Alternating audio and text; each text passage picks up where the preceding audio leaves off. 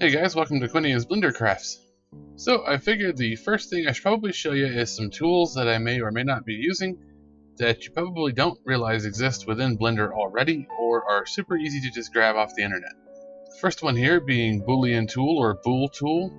It's to do the Boolean actions you've seen me do before, but really quickly with keyboard shortcuts, and it's a really powerful tool. It can do all kinds of things that I don't really understand how to do. But as you can see here, there are a ton of videos explaining how to do those things if you're interested. To find that, you go up here to Edit, go down to Preferences, and then on the Add-ons tab there on the left, just make sure that's selected, and you can scroll through the list and click on whatever things you want. If you don't want to look through the list like that, you can just go a little magnifying glass and type in what you want. There you go, there's Bool Tool. Just click the little box to enable it, and it auto-saves, which is pretty handy. You can look for some mesh tools. I got some interesting ones in here. Some other ones that I like to use are Bolt Factory. That one's pretty handy. MB Lab is one that's not included, but I'll show you where to get that from and put a link in the description. Rigify is really nice for auto-generating rigs for animation and posing, that kind of thing. So what those do is you got a mesh here, and then you'll see that there's an extra option on my list that's not on yours, and that is the bolt down there. Also rock generator, there's some other ones I've turned on. So you click on bolt and it generates a bolt. I mean, it does what it says. You can pull up this menu here to change it to a nut or change the bolt head type to different things, rounded, caps, domes, whatever you want. Change the thread pitch and all that stuff.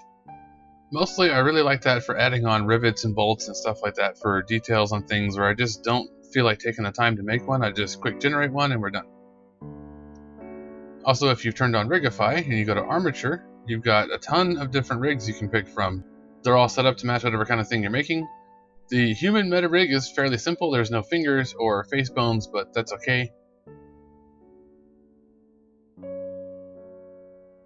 You can also pick up MB Lab.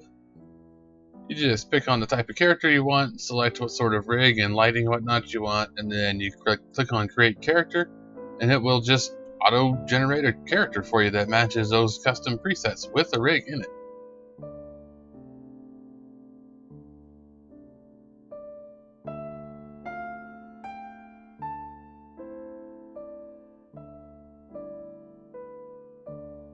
The characters do have a little modesty thing going on here.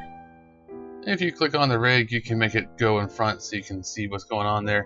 You can also change the way the rig looks. If you don't like that, you can change it to sticks or whatever. Then you can change the character's body measure, their overall mass and tone and age and facial expressions and all kind of stuff is crazy. It is super handy for making a base naked person, basically. There is another one. It's a standalone program, and there's also a plugin for Blender called MakeHuman, and it does the same thing in a different sort of way.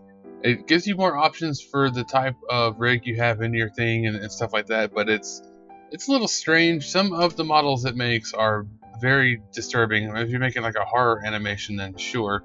If you want more realism and a higher detailed model, then use the MB Labs. But you can pick up MakeHuman from GitHub. MB Labs has their own website and a GitHub link as well, but their website covers all this stuff in way more detail. It says it's 2.80 compatible, but I know it's working with 2.83, so whatever. So most of what I am using Bool Tool for is quick keyboard shortcuts. Just Shift Control plus, Shift Control minus, and just be done with it. I don't have to go through all the menus and everything.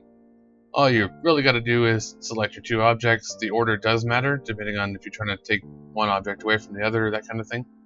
But yeah, select your objects, and then hold down Shift, Control, and hit plus to join them, or minus to cut out the space.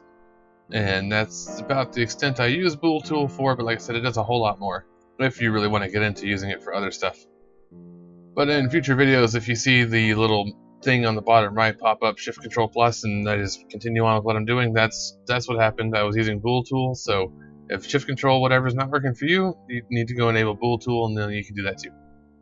But there you go, there's a few basic tools that are already built into Blender for the most part that are really cool, plus MB Labs is really good if you're wanting to make characters and stuff. Of course, as always, thanks for watching everyone. Don't forget to like, share, comment, subscribe, and I'll catch you in the next one.